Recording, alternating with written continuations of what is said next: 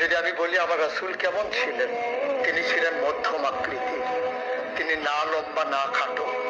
তিনি কখনো বা যখন হাজারো মানুষের সামনে দাঁড়াতেন, বিদায় হজের সময়ে 1,40,000 সাহাবা যখন ময়দানে, তিনি যখন আস্তে করে উঠে দাঁড়ালেন, ওনার চাইতে অনেক লম্বা লম্বা মানুষ থাকার পরেও অবাক বিস্ময়ে সবাই তাকিয়ে দেখলো সবার উপর দিয়ে যে মানুষটির মাথা মোবারক দেখা যায়, তিনি নবী মুহাম্মদ রাসূলুল্লাহ সাল্লাল্লাহু আলাইহি ওয়াসাল্লাম।